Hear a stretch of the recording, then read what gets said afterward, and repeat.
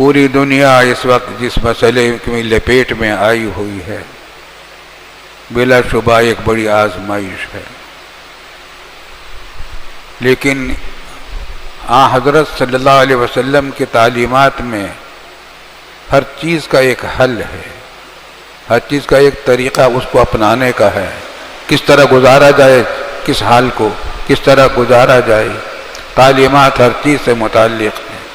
یہ نہیں ہے کہ وہ ختم ہو جائے گی بیماری، لیکن کرنا کیا چاہیے اس کی ہدایات ہمارے حضور صلی اللہ علیہ وسلم نے دے رکھی ہیں، بہت ساری دے رکھی ہیں۔ چنانچہ وباؤں کے سلسلے میں بھی ہدایات ہیں، احادیث ہیں۔ ویسے قرب قیامت ہے، قیامت کی علامات ہیں، علامات قیامت میں بہت سارے واقعات ہیں، اور اب یہ زمانہ انہی فتنوں کا چل رہا ہے جن فتنوں کی خبر ہمارے حضور صلی اللہ علیہ وسلم نے دے رکھی تھی کہ فتنے آئیں گے، ایک فتنہ ختم نہیں ہوگا دوسرا فتنہ آ جائے گا، وہ ختم نہیں ہوگا اس سے بڑا فتنہ آ جائے گا، سمندر کی موجوں کی طرح وہ فتنے آئیں گے۔ یہ بھی ایک فتنہ ہے، اور فتنہ کا مطلب ہوتا ہے آزمائش۔ آزمائش اللہ رب العالمین جب بندوں کو کوئی نعمت دیتا ہے وہ بھی آزمائش ہوتی ہے، جب کوئی تکلیف دیتا ہے وہ بھی آزمائش ہوتی ہے۔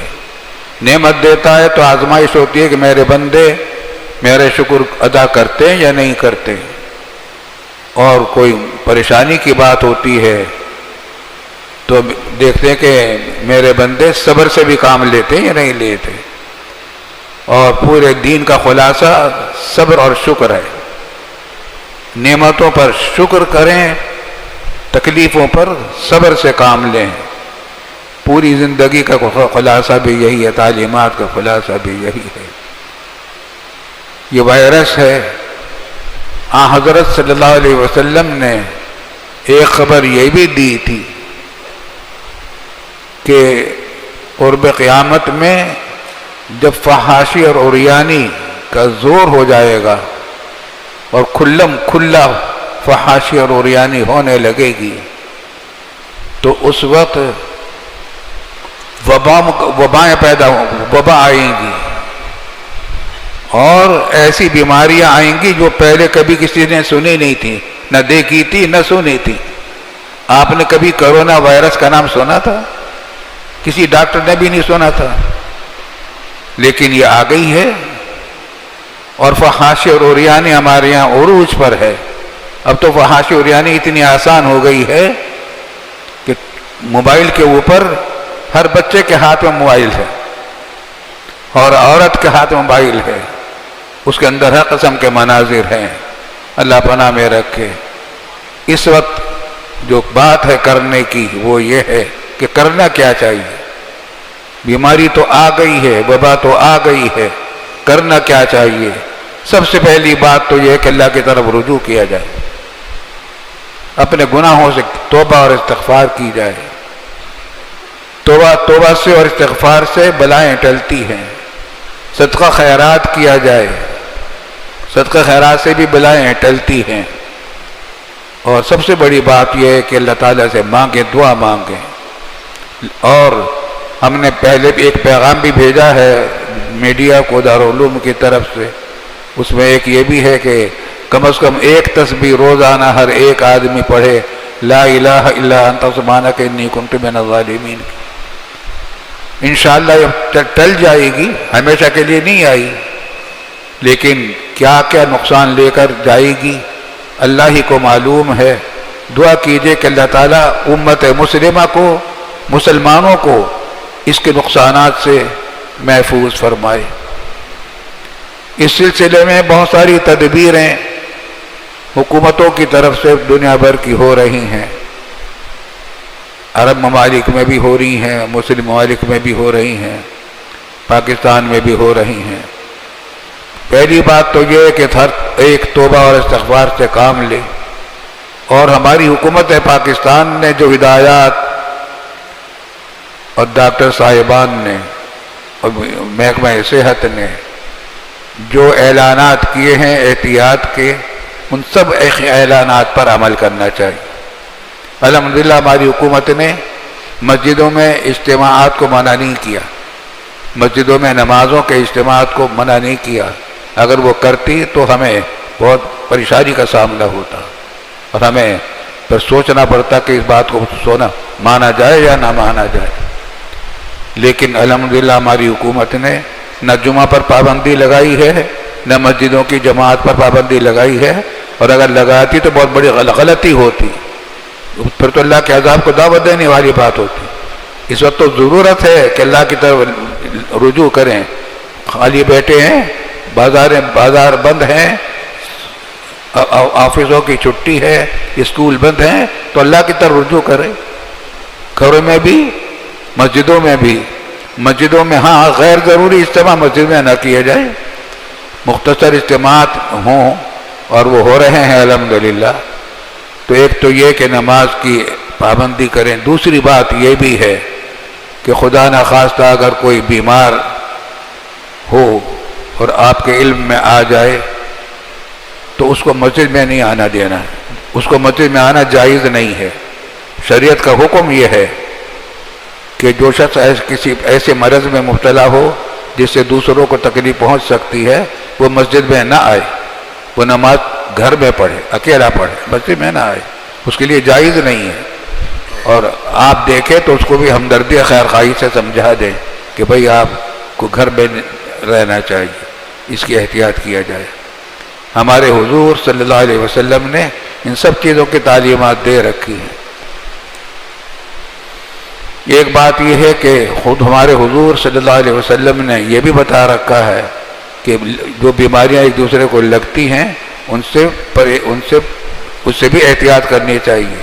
اگرچہ جو کچھ ہوتا ہے اللہ کے حکم سے ہوتا ہے، اللہ کے حکم کے بغیر نہ کوئی جرثومہ اور وائرس کوئی اثر کر سکتا ہے، نہ کوئی بیماری لگ سکتی ہے، اس کے حکم کے بغیر نہ شفا ہو سکتی ہے، نہ صحت ہو سکتی ہے۔ صحت اور شفا سب اللہ کے ہاتھ میں ہے، لیکن مانگتے رہنا چاہیے اللہ تعالیٰ سے، شفا بھی مانگیں اور رجوع اللہ کا اہتمام کیا جائے۔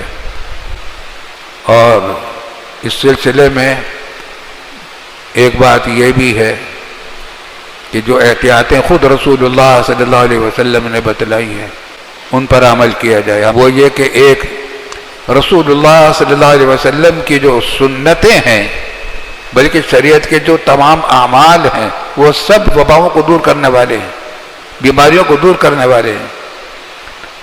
ہماری ہر نماز کے لیے وضو ہے، وضو میں دن میں 5 مرتبہ آدمی وضو کرتا ہے۔ غیر مسلم یہ کام نہیں کرتے۔ یہ خود صفائی جو ہے وہ اسی کا راستہ ہے۔ پاکی ناپاکی کا فرق اسلام میں ہے، غیر مسلم میں نہیں ہے۔ اسلام نے پہلے 2 حصے کر رکھے، پانی ناپاک ہو تو اس کو قریب نہ آنے دو، کپڑے تک بھی نہ لگنے دو، جسم پر بھی نہ لگنے دو۔ ہر پاکی اور ناپاکی کا اہتمام کرنا چاہیے۔ مسلمانوں کو اپنی سب سے پہلی بات یہ ہے کہ اپنی حضور صلی اللہ علیہ وسلم کی سنتوں کو اپنی پوری زندگی میں اپنانا چاہیے۔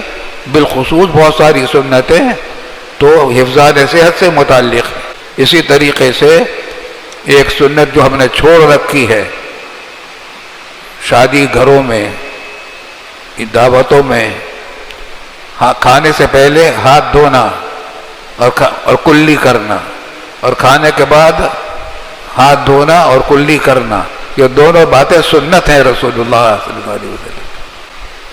آج کل ہمیں بڑا افسوس ہوتا ہے اس بات کا کہ شادی گھروں میں، شادی بیاہ میں کتنے شاندار کھانے بنتے ہیں، کتنے ایک سے ایک برتن ہوتے ہیں، کتنے ایک سے ایک فرنیچر ہوتا ہے، شامیانے ہوتے ہیں، لائٹنگ ہوتی ہے، اور جب کھانے کے وقت جب ہاتھ دھونے ہیں تو یوں دیکھتے ہیں کہاں دھوئیں، ہاتھ کہاں دھوئیں۔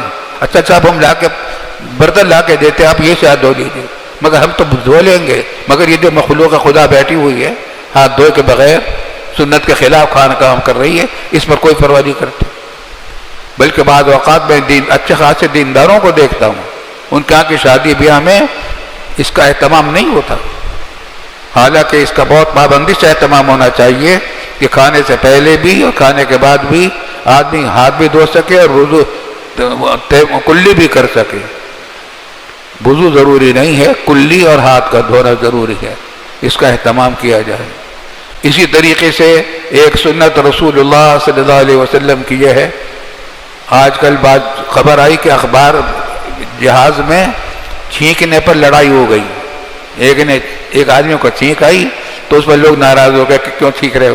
تو چھینک کو تو روکا نہیں جا سکتا، لیکن اس کے بھی آداب بتائے تاجدار دو عالم سرور کونین صلی اللہ علیہ وسلم نے. وہ یہ کہ جب کوئی چھینکے تو الحمدللہ کہے، اور سننے والے یرحمک اللہ کہیں. جو بھی سنے یرحمک اللہ کہے. یہ حق ہے، واجب ہے. جو مسلمان کے 5 حق ہیں، ان میں سے ایک حق یہ ہے کہ ہی چھینکنے پر الحمدللہ کہے، اور جواب سننے والے یرحمک اللہ کہیں. اگر نہیں کریں گے تو یہ حق تلفی کریں گے مسلمان. ایمان کے 70 سے زیادہ شعبے ہیں، ان میں سے سب سے کم درجے کا شعبہ کیا ہے؟ اماطۃ الاذی عن الطریق. راستے سے تکلیف کی چیز ہٹا دو. راستے سے تکلیف کی چیز ہٹا دو. بعض لوگ پھل کھاتے ہیں، اس کا چھلکا زمین پر چھول دیتے ہیں. ٹافی کھاتے ہیں بچے اور اس کا پنی پھینک دیتے ہیں. ان چیزوں کو شریعت نے منع کر رکھا ہے، جائز نہیں ہے. ہر چیز کو گندگی کی چیز ہے، وہ ڈسٹ بین کو استعمال کرنا چاہیے. ہمارے معاشرے میں ڈسٹ بین کا استعمال کم ہے، اس کو بڑھانا چاہیے.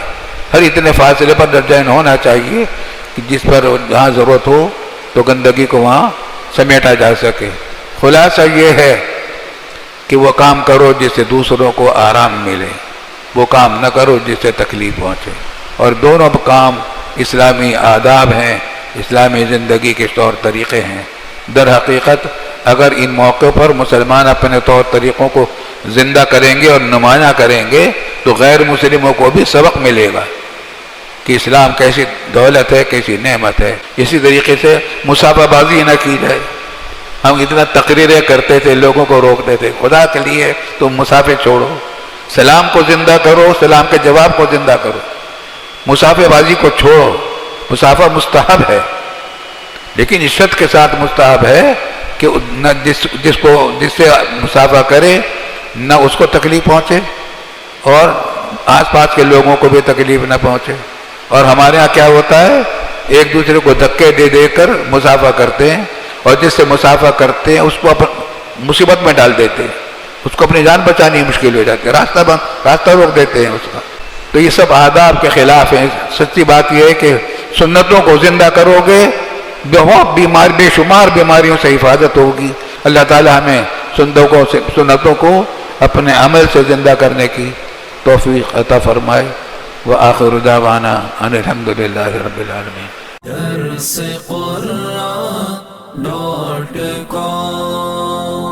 www.darsequran.com